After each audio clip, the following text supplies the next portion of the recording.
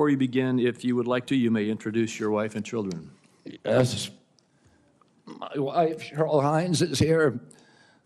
My daughter, Kit Kennedy, my son, Bobby Kennedy, his wife, Amaryllis Fox Kennedy, and my nephew, Jackson Hines, is here too. We welcome you all. Thank you. You may proceed with your statement. Thank you, Mr. Chairman. Chairman Crapo, Ranking Member Wyden, and members of this distinguished committee. I'm humbled to be sitting here today as President Trump's nominee to oversee the U.S. Department of Health and Human Services. I want to thank President Trump for entrusting me to deliver on his promise to make America healthy again.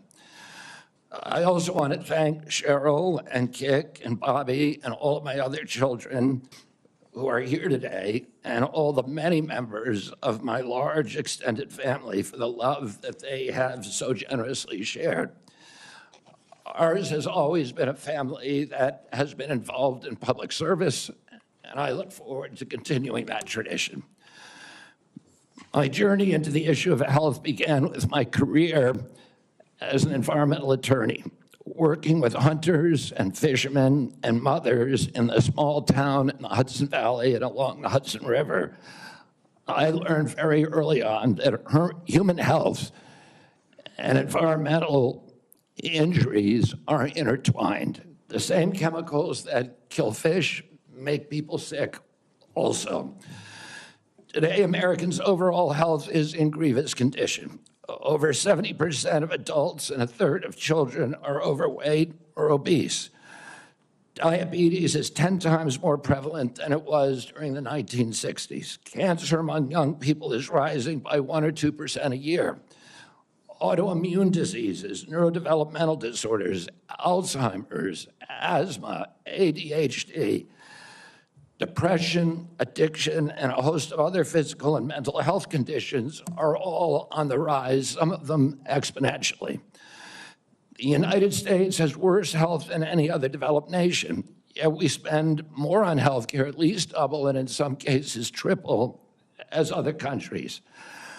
Last year, we spent $4.8 trillion, not counting the indirect costs of missed work. That's almost a fifth of GDP. It's tantamount to a 20% tax on the entire economy. No wonder America has trouble competing with countries that pay a third of what we do for health and have better outcomes and a healthier workforce. But I don't want to make this too much about money. It's the human tragedy that moves us to care. President Trump has promised to restore America's global strength and to restore the American dream, but he understands we can't be a strong nation when our people are so sick. A healthy person has 1,000 dreams. A sick person has only one. Today, over half of our countrymen and women are chronically ill. When I met with President Trump last summer, I discovered that he is more than just concern for this tragic situation, but genuine care.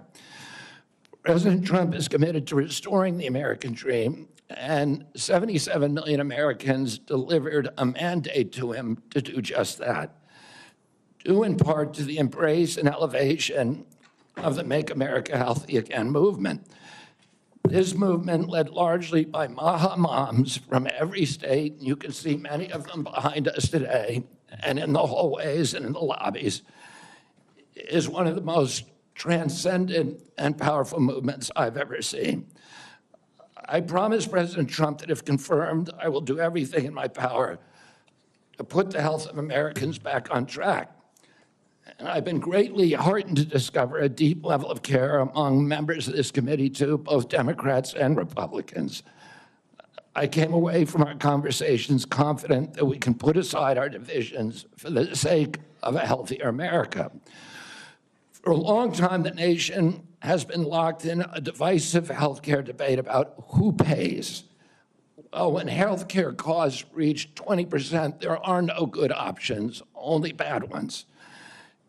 Shifting the burden around between government and corporations and insurers and providers and families is like rearranging deck chairs on the Titanic.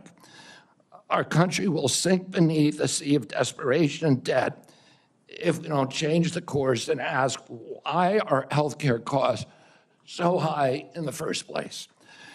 The obvious answer is chronic disease. The CDC says 90% of healthcare spending goes toward managing chronic disease, which hits lower income Americans the hardest. The president's pledge is not to make some Americans healthy again, but to make all of our people healthy again. There is no single culprit in chronic disease. Much as I have criticized certain industries and agencies, President Trump and I understand that most of their scientists and experts genuinely care about American health. Therefore, we will bring together all stakeholders in pursuit of this unifying goal.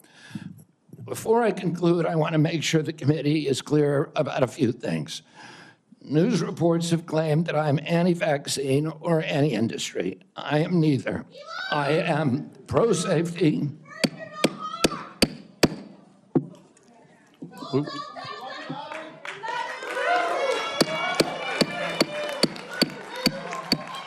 We'll have order.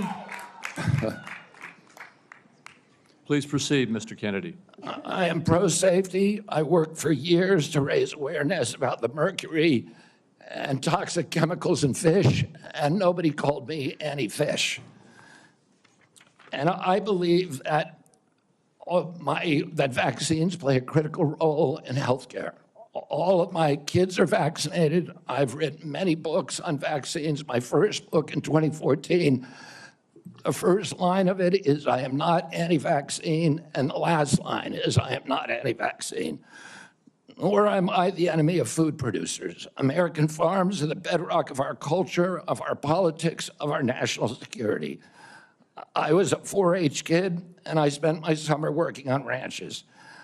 I went to work with our farmers. I want to work with our farmers and food producers to remove burdensome regulations and unleash American ingenuity. MAHA simply cannot succeed without a partnership, a full partnership of American farmers. In my advocacy, I've often disturbed the status quo by asking uncomfortable questions. Well, I'm not going to apologize for that. We have massive health problems in this country that we must face honestly. And the first thing I've done every morning for the past 20 years is to get on my knees and pray to God that he would put me in a position to end the chronic disease epidemic and to help America's children. That's why I'm so grateful to President Trump for the opportunity to sit before you today and seek your support and partnership in this endeavor. I will conclude with a promise. The members of this committee, to the president, and to all the tens of millions of parents across America, especially the moms, who have propelled this issue to center stage. Should I be so privileged as to be confirmed, we will make sure our tax dollars support healthy foods. We will scrutinize the chemical additives in our food supply.